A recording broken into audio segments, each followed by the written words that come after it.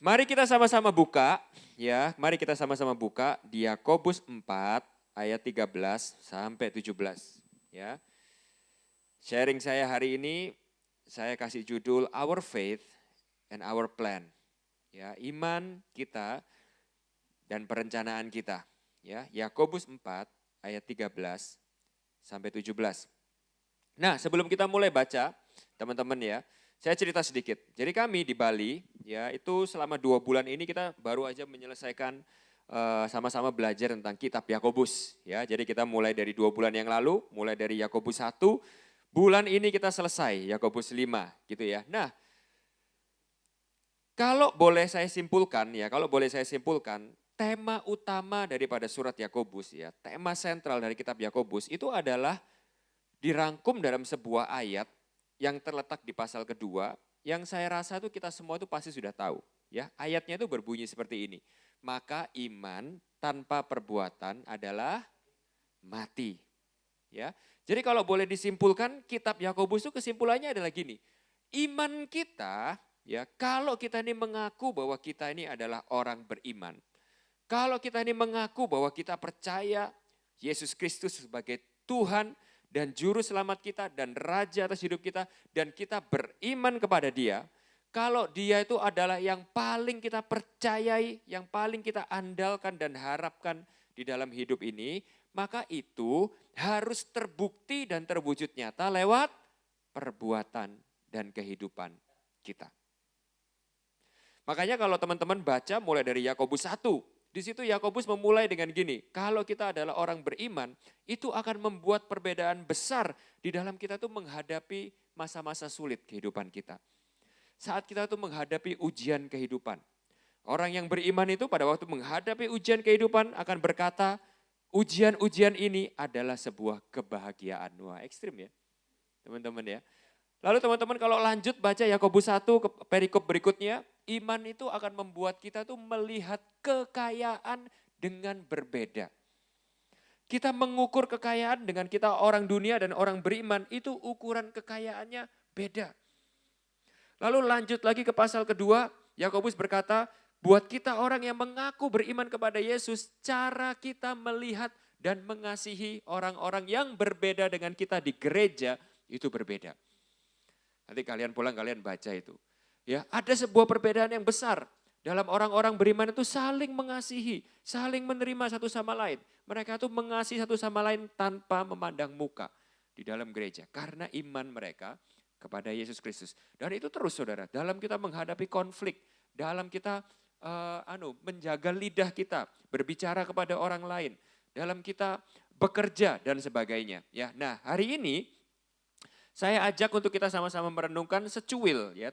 Ini especially ini tuh perikop terpendek di kitab Yakobus, yaitu di Yakobus 4 ayat 13 dan 17, di mana ya Rasul Yakobus itu mengajak kita untuk bersama-sama melihat bagaimana iman kita itu membuat perbedaan yang sangat besar di dalam kita tuh membuat perencanaan di dalam hidup ini. Atau dengan kata lain, Rasul Yakobus berkata seperti ini, siapa yang menjadi dasar iman kita? Siapa yang menjadi Tuhan kita? Siapa yang paling kita andalkan, harapkan di dalam kehidupan ini akan terlihat dari bagaimana cara kita berencana di dalam kehidupan ini. Nah itu yang akan kita bahas hari ini ya. Jadi kalau kalian baca surat Yakobus itu basically kalau saya boleh summary sekali lagi, Yakobus itu mengajak kita kurang lebih seperti ini. Untuk kita sama-sama bisa mereevaluasi iman kita lewat kehidupan kita. Nah hari ini sore ini khususnya lewat bagaimana sih kita ini di dalam hidup ini berencana, mengatur perencanaan dalam kehidupan ini. Kita sama-sama baca ya, Yakobus 4 ayat 13 sampai 17. Saya baca ayat yang ganjil, kalian bantu untuk baca yang genap. Oke? Yakobus 4, 13 sampai 17. Jadi sekarang, hai kamu yang berkata hari ini atau besok kami berangkat ke kota Anu. Dan di sana kami akan tinggal setahun dan berdagang serta mendapat untung. Ayat 14. Sedang kamu tidak tahu apa yang akan terjadi besok. Apa arti hidupmu? Hidupmu itu sama seperti uap yang sebentar saja kelihatan lalu lenyap. Ayat 15. Sebenarnya kamu harus berkata, jika Tuhan menghendakinya, kami akan hidup dan berbuat ini dan itu. 16.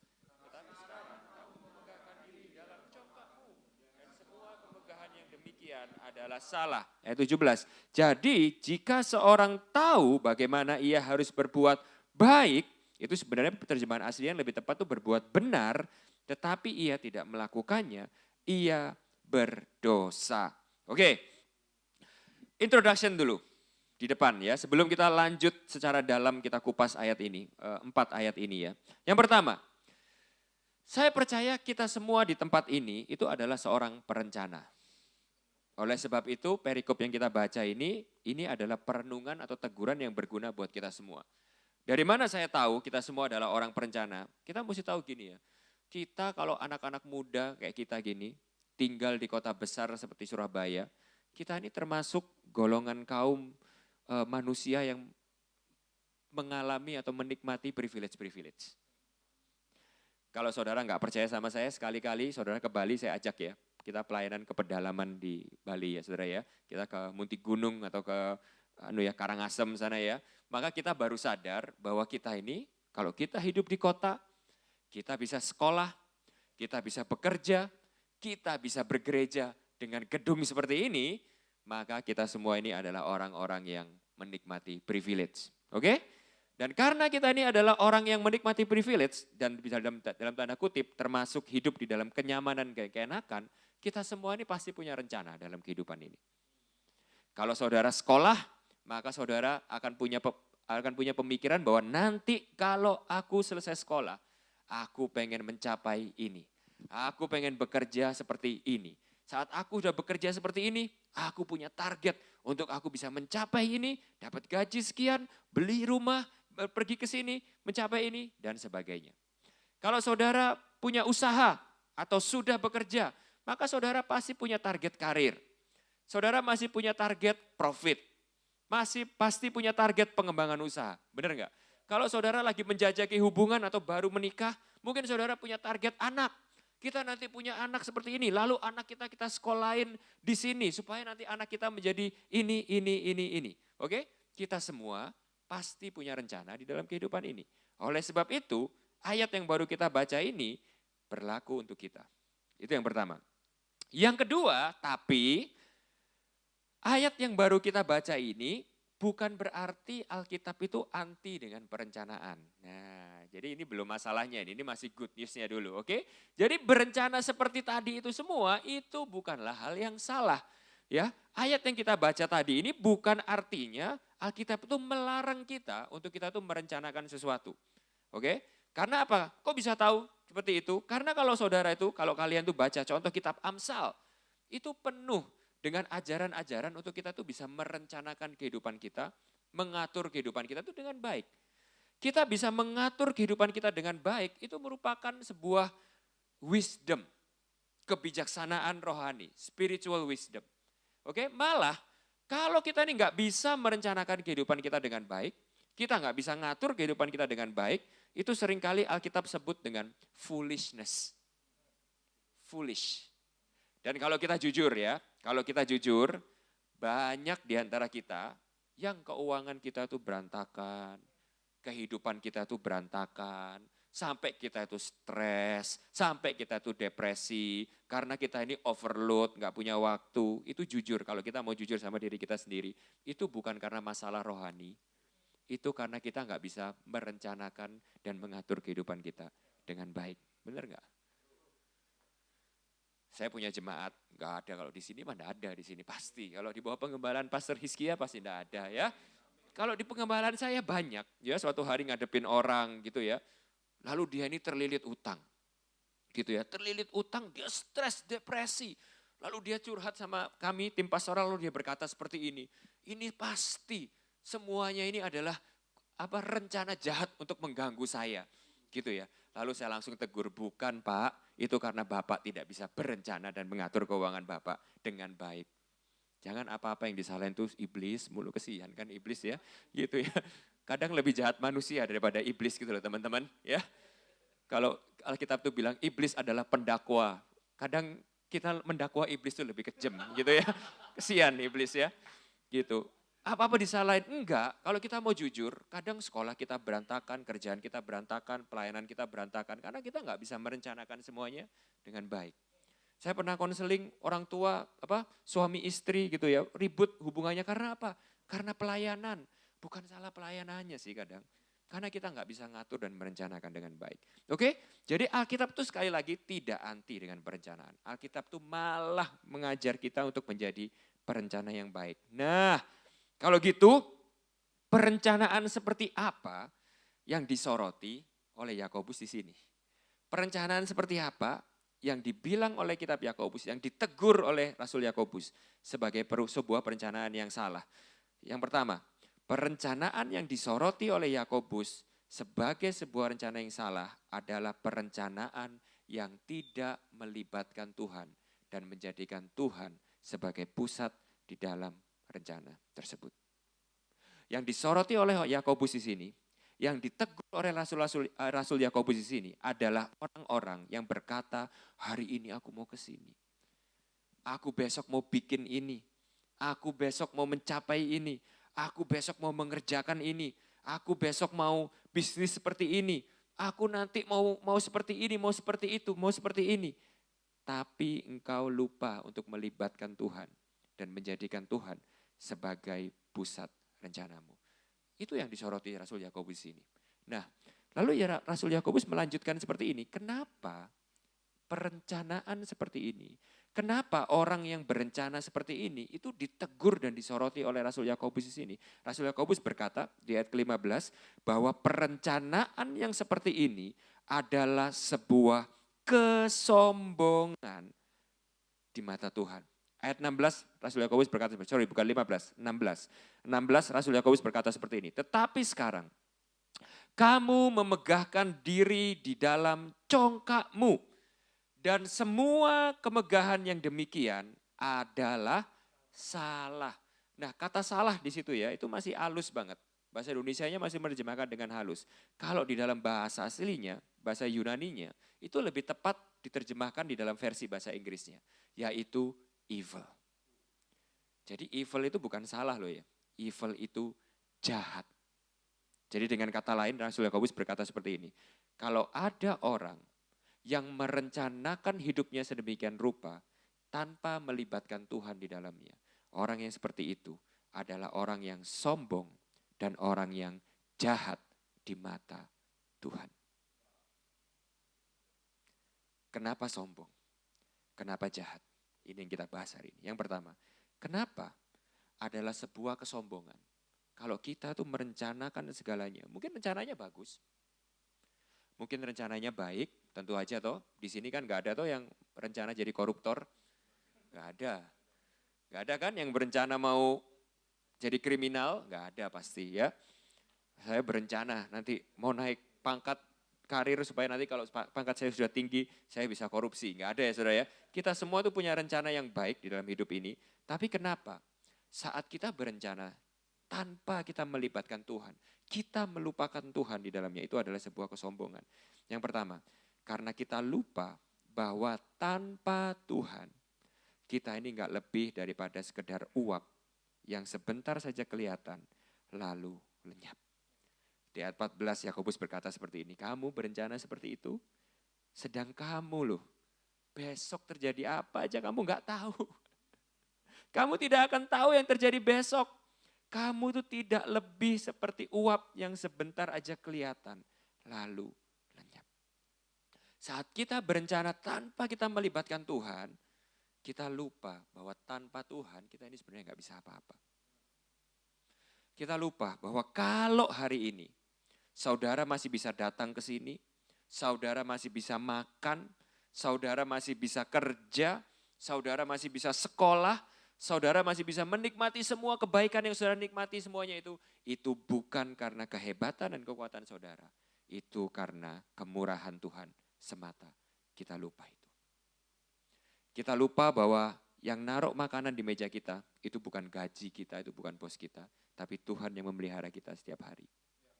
Kita lupa yang menjamin masa depan kita itu bukan kehebatan kita, rekening tabungan kita, prestasi kita. Tapi Tuhan yang menjamin masa depan kita. Kita nggak perlu diingetin lagi kan, beberapa tahun yang lalu Tuhan sudah mengingatkan kita semua. Tuhan kirim satu hal kecil. Tuhan nggak kirim meteor jatuh atau planet nabrak bumi gitu, saudara. Enggak ya.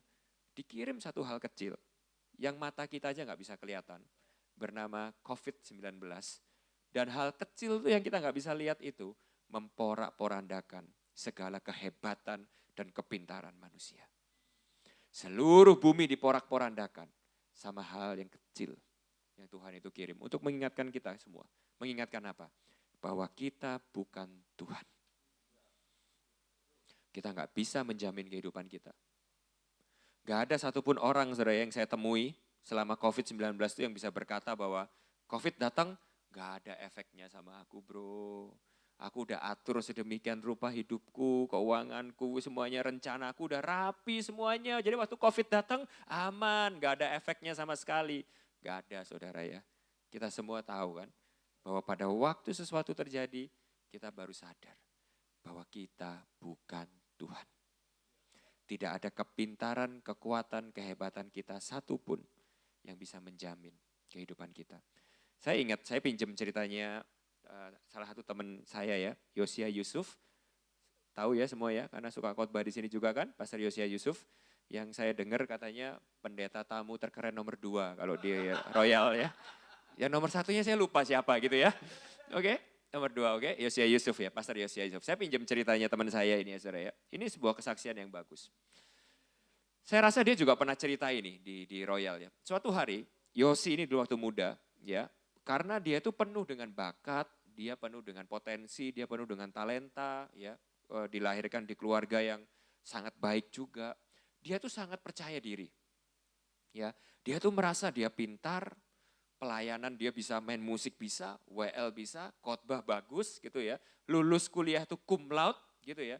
Jadi dia tuh gini ya, dia tahu bahwa Tuhan itu akan pakai dia, bisa pakai dia dengan luar biasa.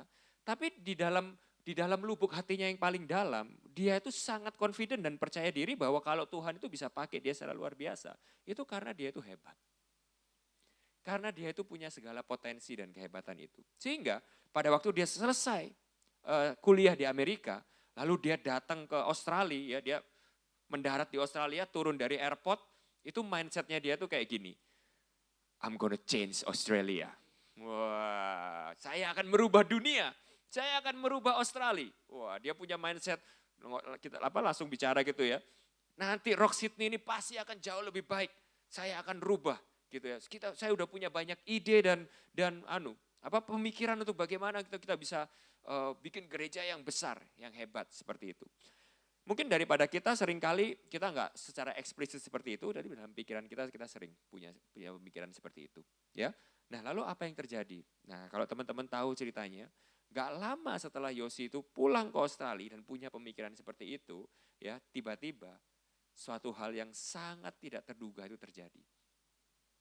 Yaitu Yosia mengalami satu penyakit yang bernama leukemia. Out of the blue. Gak pernah kepikir punya sakit kanker. Iseng-iseng disuruh sama papa mamanya, gara-gara papa mamanya itu tes darah rutin aja gitu.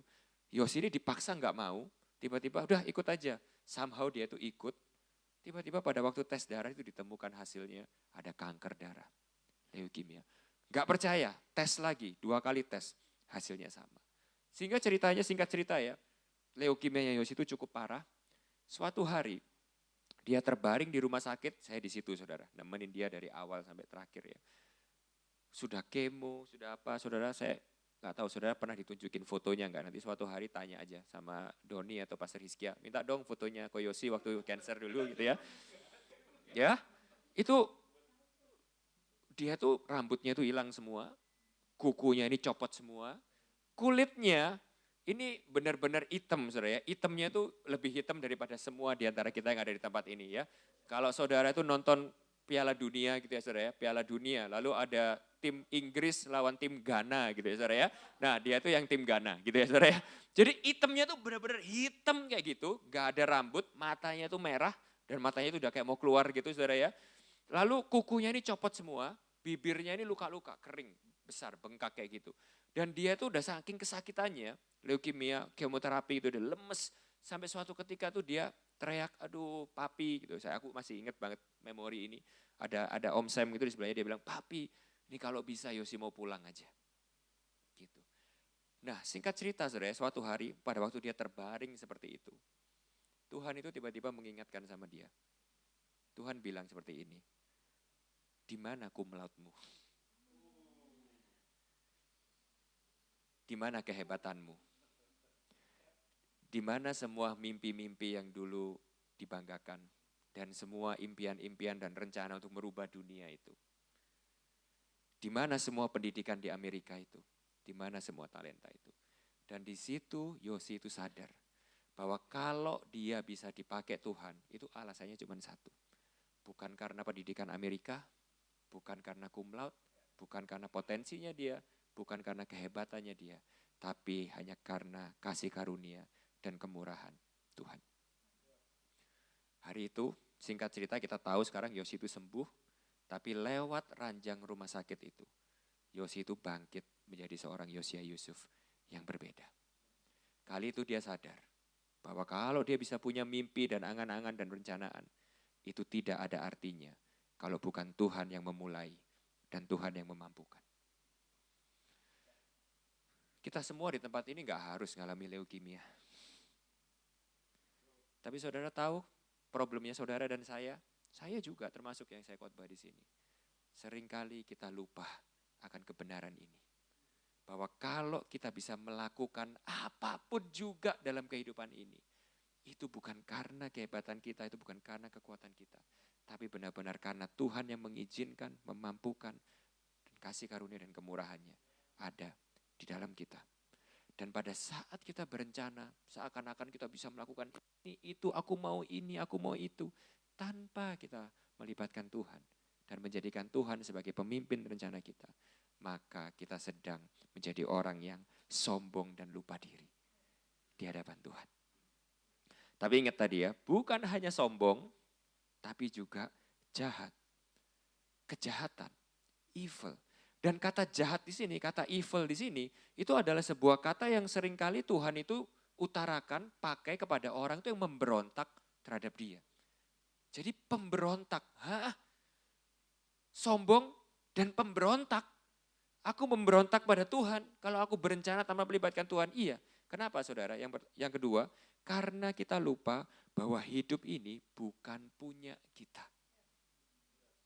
Kami di Bali juga ada katekismus ya saudara ya. Sama kayak yang saudara lakukan, crash. Kalau di kami namanya Kingdom Catechism gitu ya, katekismus. Saya lupa pertanyaan keberapa, tapi ada satu pertanyaan minggu keberapa itu yang pertanyaannya berbunyi seperti ini. Apa itu karya penciptaan? Oke. Nah jawabannya itu adalah kita termasuk di dalamnya manusia dan segala ciptaan dan bumi segala isinya. Itu adalah ciptaan yang diciptakan oleh Tuhan hanya oleh Dia dan untuk Dia semata. Saudara tahu, saudara ini bukan pencipta. Saudara dan saya itu punya identitas yang sama. KTP kita berbeda, tapi kodrat kita, identitas kita itu sama di hadapan Tuhan. Kita semua ini adalah ciptaan. Dan sebagai ciptaan, kita semua ini punya panggilan hidup yang sama.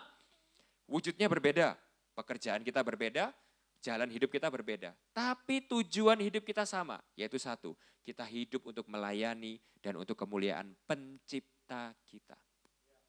Dan pada saat ciptaan tidak hidup dan tidak berjalan sesuai dengan keinginan penciptanya, maka itu adalah pemberontakan. Saudara memberontak sama Tuhan itu enggak harus saudara itu caci maki Tuhan. Acungkan jari tengah saudara kepada Tuhan, enggak harus seperti itu. Memberontak sama Tuhan itu enggak artinya gini, aku enggak mau ke gereja lagi, aku enggak mau pelayanan lagi. Itu memberontak sama kohis, bukan sama Tuhan ya. Gitu ya. Memberontak itu enggak harus sampai kayak gitu, enggak perlu sampai kayak gitu. Saudara cukup dengan gini, saudara cukup dengan hidup sesuai dengan maumu. Tanpa mementingkan kehendak penciptamu, itu sudah pemberontakan saudara. Saya kasih contoh. Satu contoh sederhana dulu ya. Let's say, saya ini adalah Steve Jobs. Saya ini menemukan sebuah produk yang bernama iPad. iPad ini gunanya untuk apa saudara? Bekerja, ya, Ya main game juga bisa sih gitu ya. Tapi let's say saudara, iPad ini tiba-tiba suatu hari merasa lebih pinter daripada penciptanya. Lalu iPad ini suatu hari memutuskan untuk bukan jadi iPad lagi, tapi menjadi sebuah setrikaan saudara. Ya, dia nggak perlu caci maki saya. Dia nggak perlu menyakiti saya. Dia nggak perlu nyerang saya. Tapi pada waktu dia beroperasi tidak sesuai dengan kehendak saya sebagai penciptanya, maka dia adalah ciptaan yang rusak, yang berontak. Saya kasih contoh yang lebih real lagi ya. Anggap saya bekerja sebagai seorang supir. Dan Doni adalah majikan saya. Oke. Seorang supir kerjanya setiap hari ngapain saudara? Oke, seorang supir setiap hari kerjanya ngapain? Nyetir mobil, benar? Nyetir mobil ya. Nah sekarang pertanyaan saya adalah gini, mobil itu setiap hari yang nyetir saya, tapi mobil itu punyanya siapa saudara? Punyanya Pak Doni, benar nggak? Punyanya Pak Doni, benar? Bukan punyanya Pak Juwana, punya Pak Doni.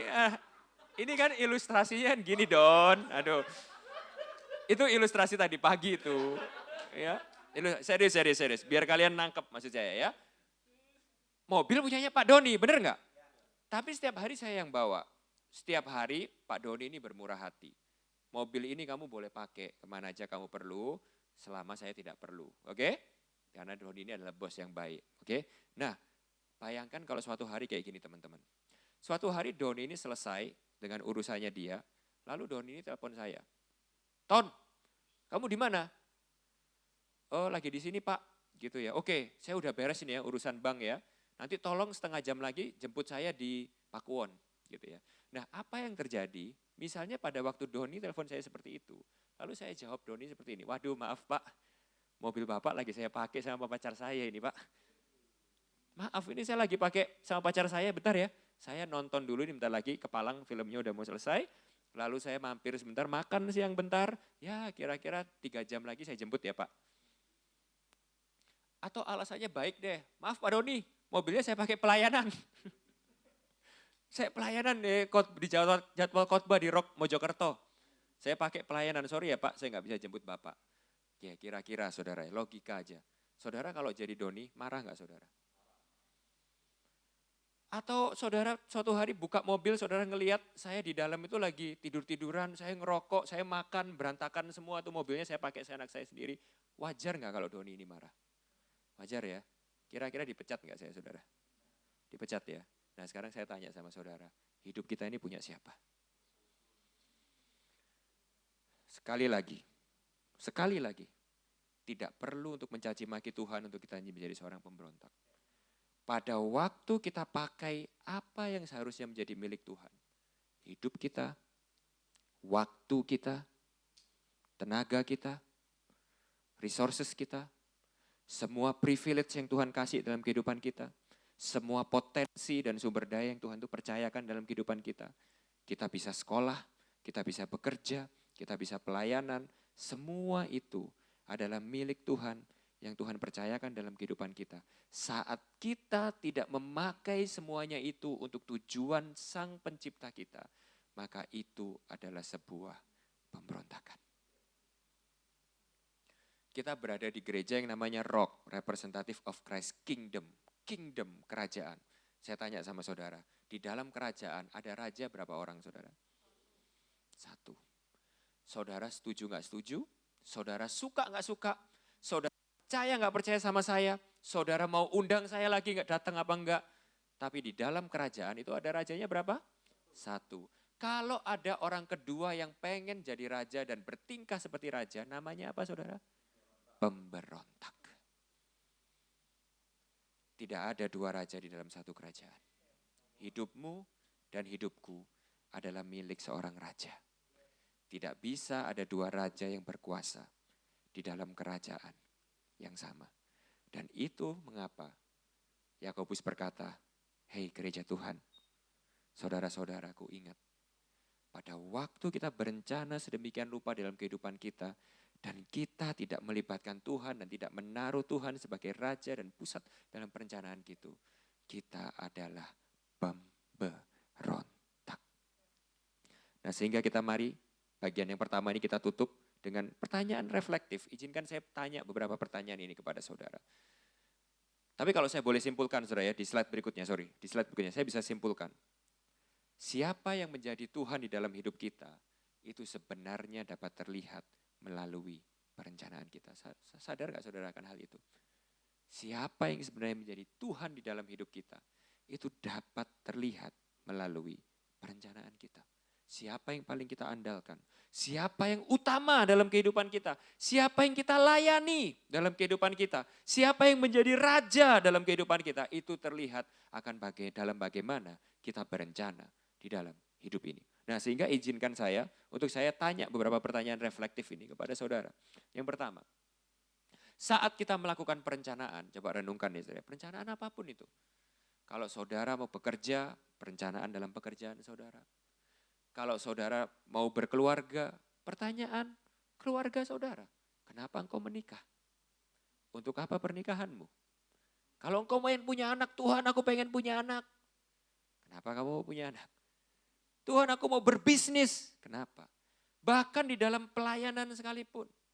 Saudara, pelayanan itu belum tentu loh. Perencanaannya itu pusatnya di Tuhan. Saya sering kali menemukan sangat mudah. Bahkan pelayanan sekalipun. Itu bisa menjadi semuanya tentang kita. Sangat mudah. Nah, di dalam perencanaan kita, coba tanyakan beberapa pertanyaan di dalam diri kalian. Yang pertama, apa atau siapa yang menjadi dasar keberanianmu? Apa yang membuat kamu itu yakin dengan rencana itu? Apa yang membuat kamu itu percaya rencana itu bisa berhasil? Kalau di sini mungkin jawabannya Tuhan semua ya, mungkin ya. Kalau saya pribadi, sang pengkhotbah hari ini, kalau saya boleh pengaku dosa di hadapan teman-teman sekalian, seringkali dalam hati saya, kadang uang,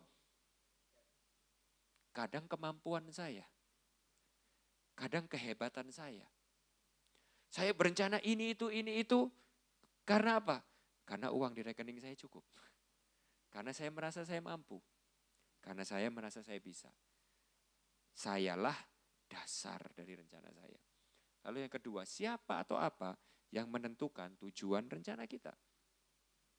Kenapa kamu mau seperti itu? Kenapa kamu mencapai itu? Kalau saya seringkali di dalam hati saya harus saya akui. Karena saya menginginkan kesuksesan. Saya menginginkan penerimaan orang lain, pengakuan orang lain. Kalau di dalam pelayanan supaya jemaat diberkati, padahal supaya jemaat lebih hormat sama saya. Supaya jemaat lebih menyukai saya. Benar gak saudara? Yang ketiga, apa dan siapa yang menjadi dasar segala pertimbangan kita? Seringkali kenyamanan kita. Keuntungan kita. Keuntungan materi, profit, dan sebagainya. Dan kalau kita tanya semua pertanyaan itu, maka pertanyaan terakhir yang harus kita jawab, itu adalah ini. Pada akhirnya, siapa yang dimuliakan lewat rencana kita? Siapa yang kita layani? Siapa yang dimuliakan lewat semua rencana itu? Sehingga tadi kita sudah simpulkan ya.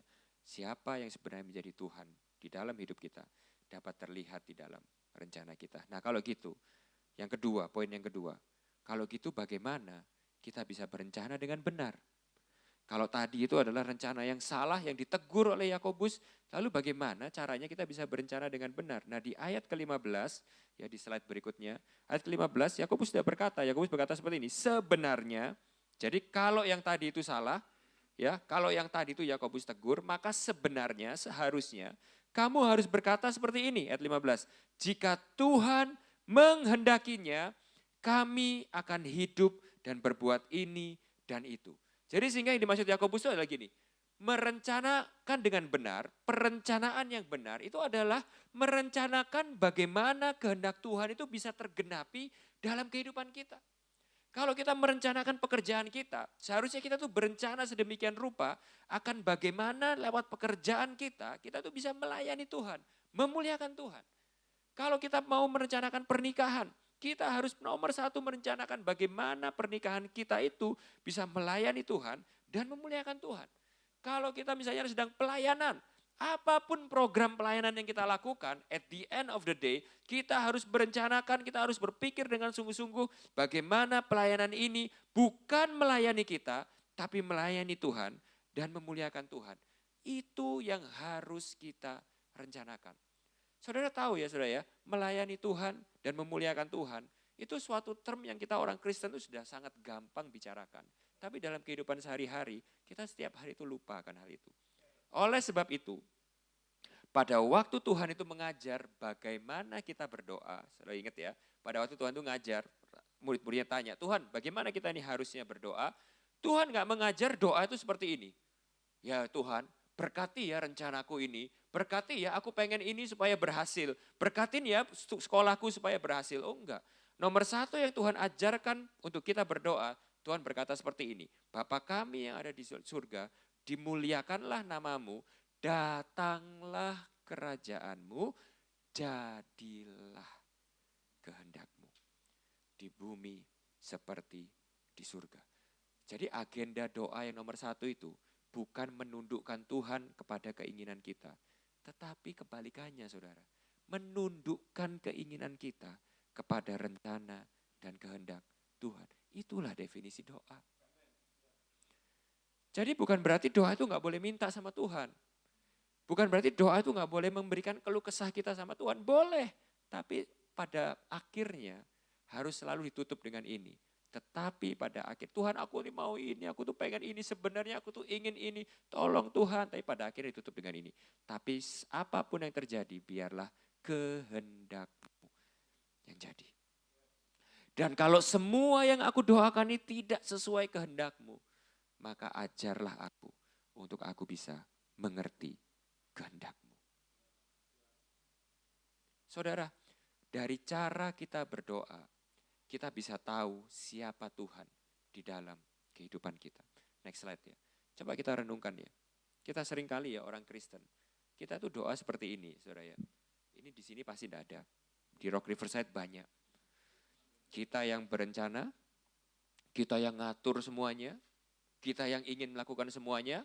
Setelah selesai semuanya, di akhirnya baru kita berkata seperti ini. Di dalam nama Tuhan Yesus pasti terjadi.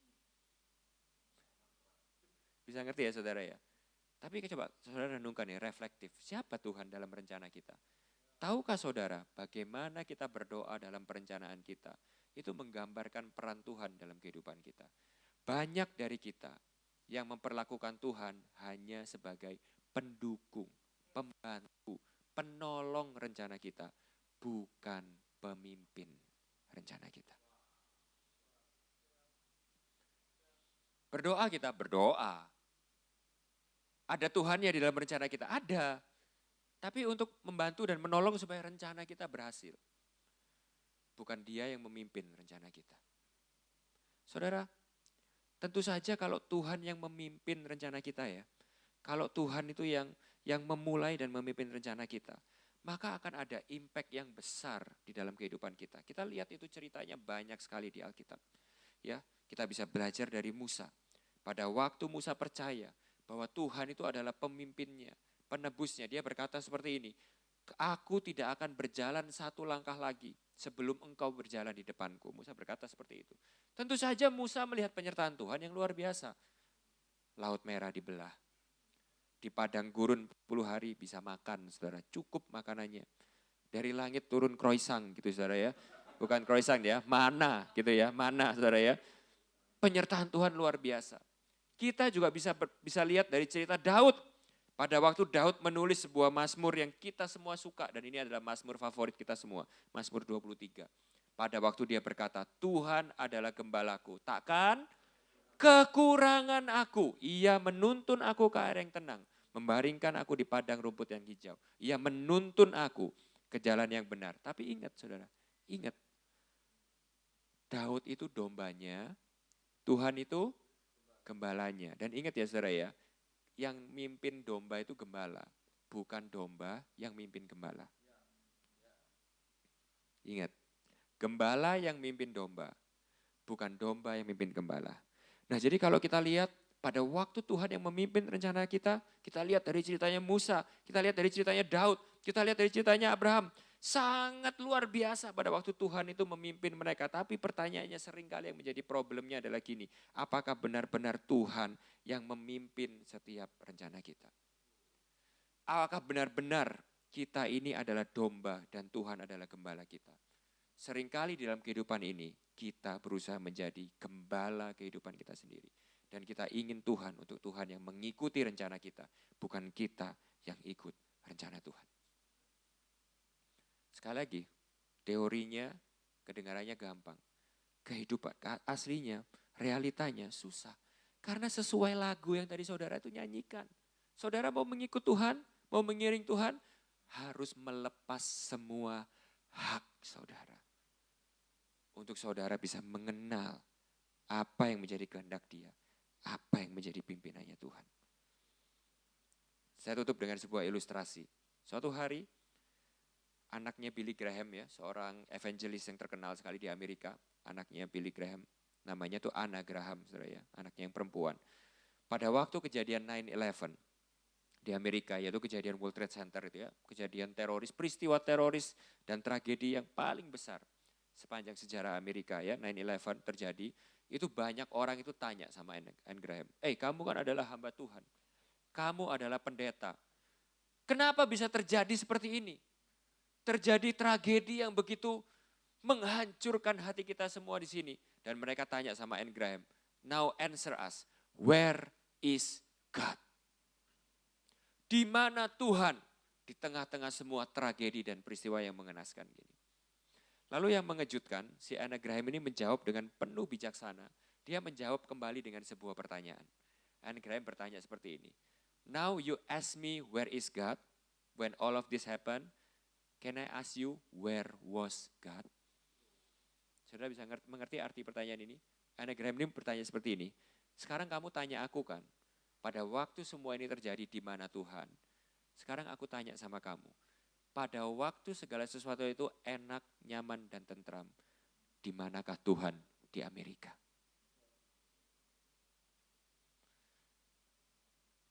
Alkitab dihilangkan dari sekolah-sekolah. Doa-doa dihapuskan. Nama-nama Tuhan dihilangkan dari institusi-institusi pemerintahan. Tuhan dihilangkan di dalam media-media, di dalam keluarga-keluarga. Tuhan tidak pernah dicari, Tuhan tidak pernah diandalkan, Tuhan tidak pernah diharapkan. Pada waktu segala sesuatu itu berjalan dengan baik dan Amerika merasa menjadi negara yang great, the greatest nation in the world. Tuhan tidak ada. Dan pada waktu tragedi ini terjadi, baru mereka bertanya, di manakah Tuhan? Saudara tahu, kita nggak boleh terlalu cepat ngejudge Amerika. Kenapa saudara? Karena itu sering terjadi dalam kehidupan kita. Berapa sering kita tanya sama Tuhan, di mana kamu? Baru pada waktu terjadi banyak problematika dalam kehidupan kita. Baru pada waktu terjadi banyak kekacauan dalam kehidupan kita. Kita bilang, di mana Tuhan? Tapi pada waktu semuanya enak, semuanya nyaman, semuanya tentram, kita menjadi orang yang sombong, yang seakan-akan kita berkata, aku bisa atur hidupku sendiri. Sekali lagi, siapa Tuhan di dalam hidup kita? Apakah Dia Raja kita? Apakah Dia pemimpin hidup kita? Apakah Dia pemimpin perencanaan kita? Apakah Dia pusat dari kehidupan kita? Atau kadang kita hanya pakai Dia sebagai penolong, pembantu, sistem support di dalam kehidupan kita. Dan itu adalah kesombongan dan kejahatan di mata Tuhan. Nah, bagian yang terakhir ya, saya ajak kita sama-sama merenungkan sebuah quote dari Timothy Keller. Timothy Keller berkata seperti ini. Tadi kita sudah bilang kan di depan, siapa yang sebenarnya menjadi Tuhan di dalam hidup kita, itu bisa terlihat di dalam perencanaan kita. Nah, Timothy Keller itu bilang seperti ini. Saudara tahu apa itu berhala? Kita kadang kalau mikir kata berhala, yang kita ingat itu apa saudara? Batu, pohon, keris yang disimpan di dalam lemari gitu ya saudara ya. Masih punya persembahan atau sesajen gitu itu berhala.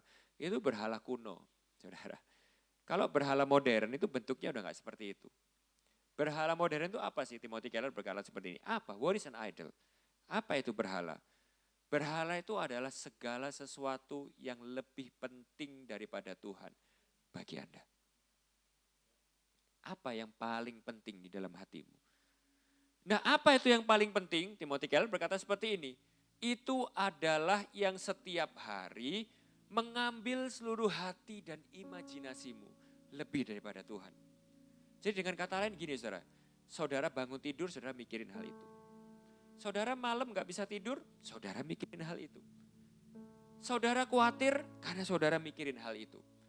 Saudara setiap hari suka resah karena saudara mikirin hal itu.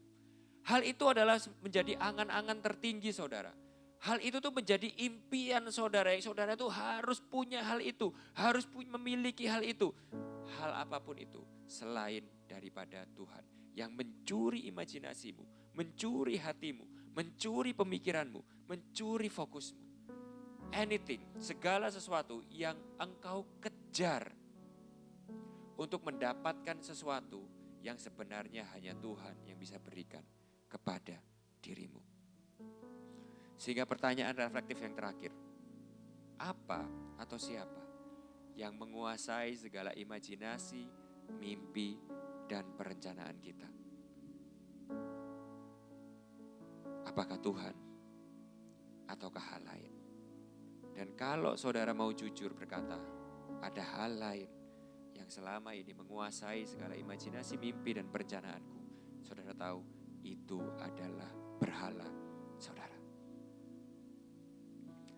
Nah, saudara harus sadar bahwa berhala saudara itu adalah sebuah iman yang palsu. Sebuah Allah yang palsu yang tidak benar-benar bisa menyelamatkan hidupmu. Yang tidak akan pernah benar-benar bisa membahagiakan dan memberikan kepenuhan atau kepuasan sejati dalam kehidupanmu. Tapi seakan-akan setiap hari hal itu yang menjadi fokus kita. Kita inginkan, kita kejar itu. Kita keliru fokus. Apa yang menjadi berhala dalam kehidupan kita. Nah, kalau tadi di awal kita udah sama-sama belajar juga ya. Kenapa kita tuh seperti itu? Kenapa seringkali kita lupa akan Tuhan di dalam perencanaan kita? Tadi kita sama-sama udah lihat di bagian awal. Jawabannya adalah kesombongan kita. Karena hati kita yang mulai sombong. Hati kita yang mulai lupa bahwa kita tuh gak bisa apa-apa di luar Tuhan. Bahwa kita ini gak lebih dari sekedar uap di luar Tuhan. Yang hari ini ada, besok lenyap. Kita bahkan gak tahu apa yang akan terjadi dalam hidup kita besok. Kita gak bisa menjamin kehidupan kita. Tapi kita seringkali sombong. Kita lupa akan identitas kita yang sejati. Yaitu kita adalah orang-orang yang sebenarnya dari awal gak bisa menyelamatkan diri kita sendiri. Nah kalau gitu, kebenaran apa yang kita perlukan untuk menghilangkan dan menghancurkan kesombongan kita ini? Kebenaran apa yang setiap hari harus kita ingat untuk mengingatkan diri kita akan identitas kita yang sebenarnya. Sehingga kita bisa terus rendah hati di hadapan Tuhan dan selalu mengandalkan Tuhan sebagai pusat dan pemimpin kehidupan kita. Kebenaran apa itu? Yaitu jawabannya adalah kebenaran Injil. Rasul Paulus suatu hari berkata di Galatia 2 ayat 19-20. Saya rasa Rasul Paulus, kalau lagu itu tadi udah ada di zamannya Rasul Paulus. Sepertinya Rasul Paulus menyanyikan lagu itu ya saudara ya. Kenapa? Karena Rasul Paulus ini sebenarnya bukan orang biasa loh. Rasul Paulus bukan orang yang remeh. Dia pernah cerita di dalam suratnya di Filipi bahwa dia ini adalah orang yang punya privilege yang banyak. Dia punya posisi, dia punya kecerdasan, dia punya status sosial yang tinggi, dia dihormati, dia punya prestasi. Lalu suatu hari dia nyanyi lagu yang kita nyanyikan lagi. Yang kita nyanyikan tadi, aku melepas semua hakku. Dan ditambahin sama Rasul Paulus, dan ku anggapnya sebagai sampah. Untuk aku bisa mengenal Kristus dan bersekutu dengannya. Hidup memuliakan dan melayani Yesus. Apa alasannya?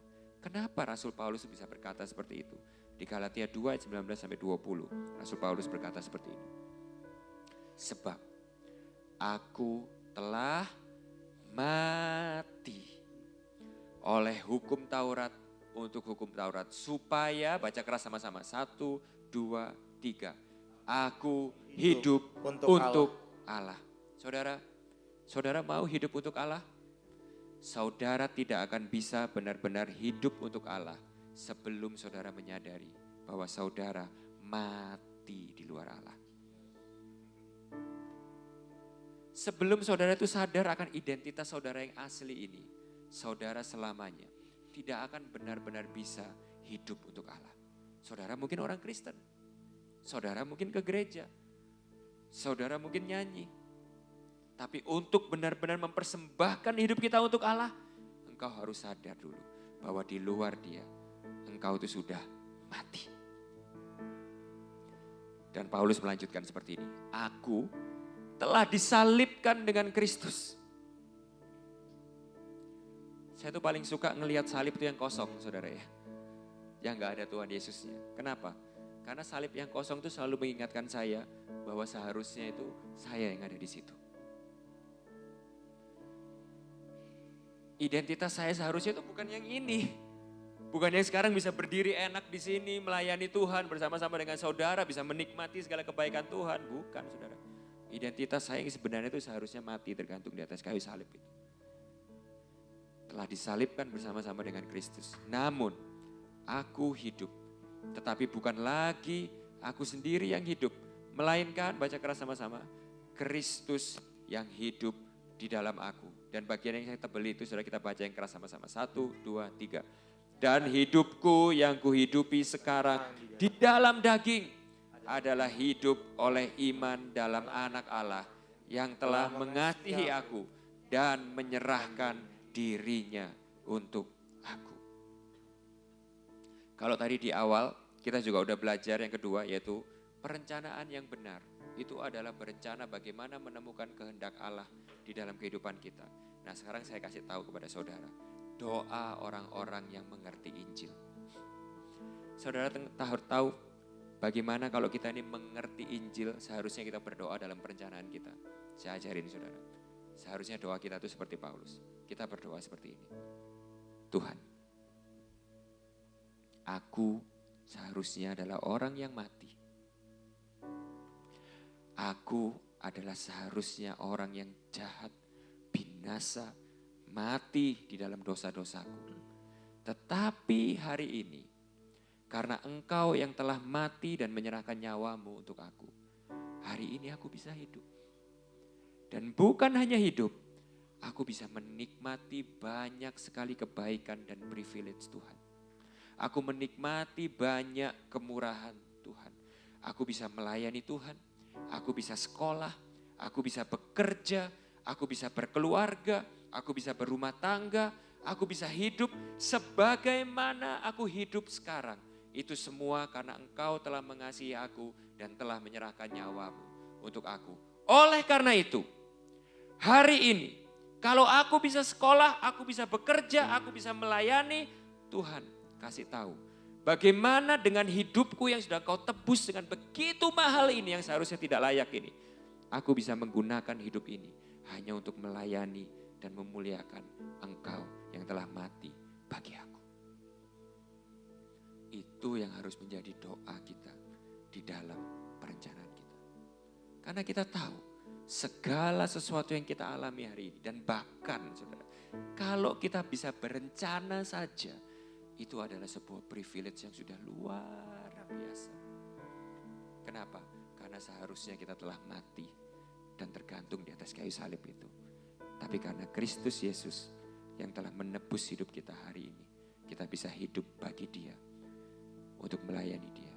Saya yakin Paulus tuh ingat bahwa Yesus di masa-masa akhir hidupnya sebelum Dia naik ke atas kayu salib, Yesus berkata seperti ini kepada Bapaknya, Bapa, kalau boleh cawan ini lalu daripadaku, tetapi biarlah kehendak-Mu yang jadi. Karena Yesus tidak mementingkan keinginannya sendiri. Yesus tidak mementingkan rencananya sendiri. Tapi tunduk kepada rencana Bapa untuk bisa mati bagi saudara dan saya. Paulus ingat itu, Paulus lihat itu. Dan Paulus sudah berkata, aku melepas semua hakku, aku menganggapnya semua sampah. Supaya aku bisa mengenal Dia dan melayani Dia dan hidup bagi Dia. Sehingga Paulus yang seperti ini ya saudara ya. Kalau saudara lihat di Kisah Para Rasul 20 ayat 24, saya tutup dengan ini terakhir. Pada waktu dia dihadapkan orang-orang yang membunuh dia, orang-orang yang menangkap dia dan membunuh dia, dia berkata seperti ini, tetapi Aku tidak menghiraukan nyawaku sedikit pun. Asal saja aku dapat mencapai garis akhir dan menyelesaikan pelayanan yang ditugaskan oleh Tuhan Yesus kepadaku untuk memberi kesaksian tentang Injil kasih karunia Allah. Saudara tahu apa yang saudara dan saya perlukan? Kita perlu mencicipi Injil kasih karunia Allah. Itu adalah obat untuk orang-orang yang sombong seperti saudara dan saya. Itu adalah obat yang akan menghancurkan kesombongan di dalam hati kita. Kita ingat bahwa kita ini adalah orang-orang yang seharusnya tidak layak, tetapi telah ditebus oleh kasih karunia Allah yang luar biasa. Sehingga anak-anak muda di tempat ini, di dalam pekerjaanmu, di dalam pacaranmu, di dalam hubunganmu, di dalam studimu, di dalam pelayananmu, ingat, engkau bukan anak-anak muda biasa. Engkau adalah umatnya yang sudah ditebus dengan harga yang mahal. Ditebus oleh nyawa daripada penebusmu sendiri. Sehingga kerjakan semuanya itu. Berencanalah seperti orang-orang yang telah diselamatkan oleh kasih karunia yang mahal. Untuk melayani Tuhan dan Juru Selamatmu. Untuk kemuliaannya Dia dan bukan yang lain. Di dalam nama Yesus, Tuhan Yesus, mari kita berdoa.